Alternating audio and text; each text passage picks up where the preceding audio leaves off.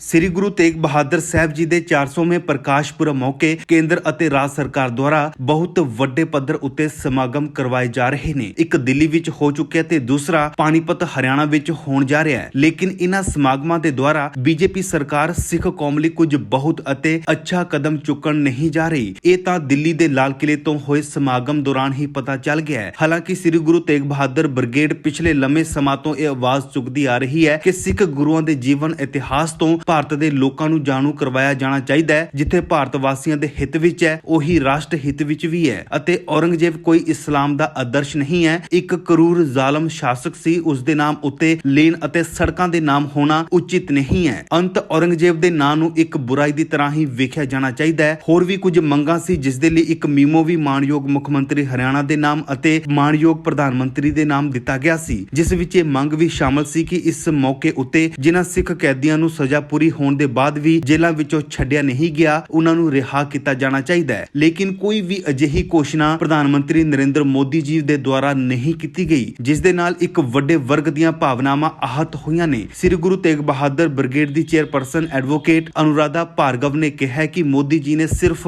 ਇੱਕ ਸਿੱਕਾ ਜਾਰੀ ਕੀਤਾ ਅਤੇ ਇੱਕ ਟਿਕਟ ਜਾਰੀ ਕੀਤੀ ਹੈ। ਉਹ ਸਿੱਕਾ ਕਰੰਸੀ ਵਿੱਚ ਚੱਲੇਗਾ ਜਾਂ ਕਿਸੇ ਅਜਾਇਬ ਘਰ ਵਿੱਚ ਰੱਖਿਆ ਜਾਵੇਗਾ, ਵਕਤ ਦੱਸੇਗਾ। ਇੰਜ ਹੀ ਉਸ ਟਿਕਟ ਨੂੰ ਕਿੱਥੇ ਲਗਾਇਆ ਜਾਵੇਗਾ ਇਹ ਵੀ ਪਤਾ ਨਹੀਂ ਹੈ। ਲੇਕਿਨ ਭਾਰਤ ਦੀ ਵਰਤਮਾਨ ਹਾਲਾਤ ਨੂੰ ਦੇਖਦੇ ਹੋਏ ਸਾਨੂੰ ਉਮੀਦ ਸੀ ਕਿ ਮੋਦੀ ਜੀ ਕੋਈ ਵੱਡੀ ਘੋਸ਼ਣਾ ਜ਼ਰੂਰ ਕਰਨਗੇ। ਕੋਈ ਯੂਨੀਵਰਸਿਟੀ ਵਰਗੀ ਭੇਂਟ ਸਿੱਖ ਸਮਾਜ ਨੂੰ ਦੇ ਸਕਦੇ ਨੇ। ਔਰੰਗਜ਼ੇਬ ਦਾ ਨਾਂ ਵੀ ਲੈਣ ਤੋਂ ਬਚਦੇ ਨਜ਼ਰ ਆਏ ਮੋਦੀ ਜੀ। ਜਿਸ ਔਰੰਗਜ਼ੇਬ ਨੇ ਗੁਰੂ ਤੇਗ ਬਹਾਦਰ ਸਾਹਿਬ ਜੀ ਦੀ ਸ਼ਹਾਦਤ ਦੇ ਹੁਕਮ ਦਿੱਤੇ ਹੋਣ, ਉਸ ਦੇ ਨਾਮ ਨੂੰ ਘੱਟ ਤੋਂ ਘੱਟ ਸੜਕਾਂ ਤੋਂ ਤਾਂ ਹਟਾਉਣ ਦੀ ਗੱਲ ਕਹਿ ਹੀ ਸਕਦੇ ਸਨ। ਐਡਵੋਕੇਟ ਅਨੁਰਾਧਾ ਭਾਰਗਵ ਨੇ ਕਿਹਾ ਕਿ ਕੁਰਬਾਨੀਆਂ ਨਾਲ ਭਰਿਆ ਸਿੱਖ ਇਤਿਹਾਸ ਗਵਾਹ ਹੈ ਕਿ ਸਿੱਖ ਸਮਾਜ ਨੇ ਇਸ ਦੇਸ਼ ਲਈ ਹਰ ਕੁਰਬਾਨੀ ਦਿੱਤੀ ਹੈ। ਲੇਕਿਨ 1947 ਤੋਂ ਲੈ ਕੇ ਇਹਨਾਂ ਦੇ ਹਿੱਤਾਂ ਦੀ ਅਣਦੇਖੀ ਹੁੰਦੀ ਆ ਰਹੀ ਹੈ। ਪਿਛਲੀਆਂ ਸਰਕਾਰਾਂ ਨੇ ਵੀ ਇਹਨਾਂ ਨੂੰ ਵੋਟਾਂ ਲਈ ਇਸਤੇਮਾਲ ਹੀ ਕੀਤਾ ਸੀ ਅਤੇ ਹੁਣ ਵੀ ਉਹੀ ਹੋ ਰਿਹਾ ਹੈ।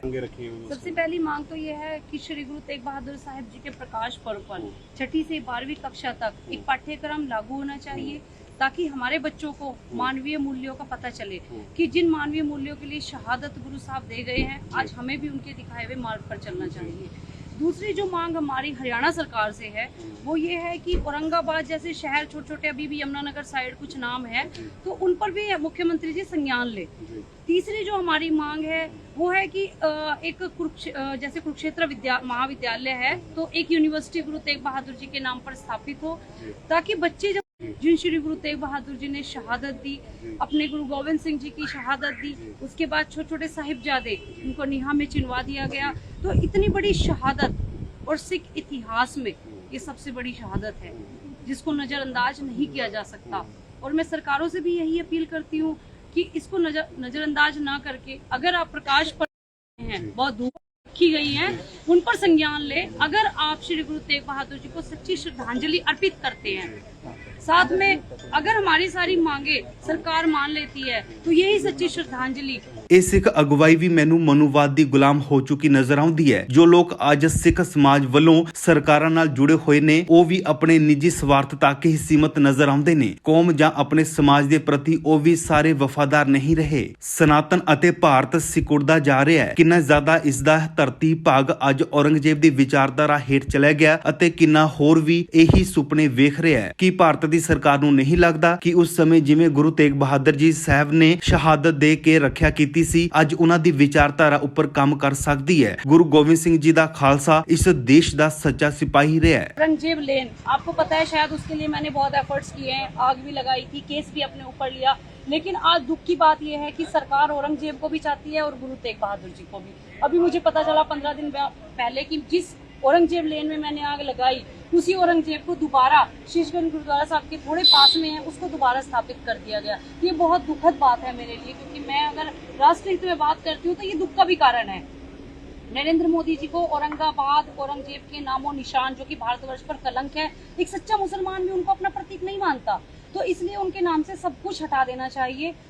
चौथी पांचवी जो हमारी मांग है कि देखो, ये आपसे बात हमसे बात छुपी नहीं है कि सिख समाज ने शहादतें बहुत दी है, सिख समाज ने बहुत ज्यादा आत्म बलिदान किया है। आज अगर सहायता की बात है, मानवता की बात, तो सिख समाज सबसे पहले आता है।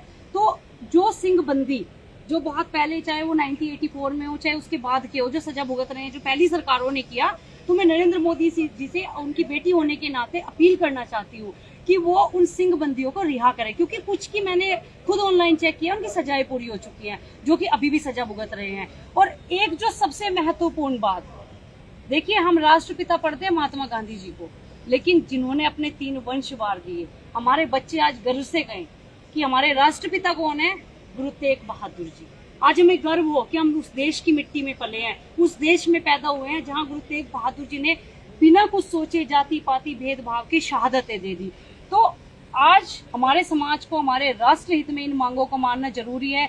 देखिए, प्रकाश पर्व मनाना बहुत अच्छी बात है, करोड़ों अरबों का खर्चा सरकार फिर भी कर रही है, लेकिन इस बेटी की बात मानकर सरकार को ये मांगे मान लेनी चाहिए, क्योंकि ये पूरे राष्ट्र हित में है।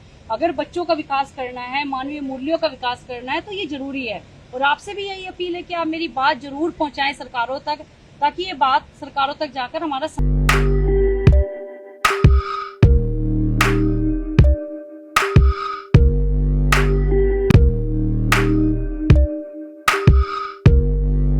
ਸਾਡੇ YouTube ਚੈਨਲ ਨੂੰ ਸਬਸਕ੍ਰਾਈਬ ਕਰੋ।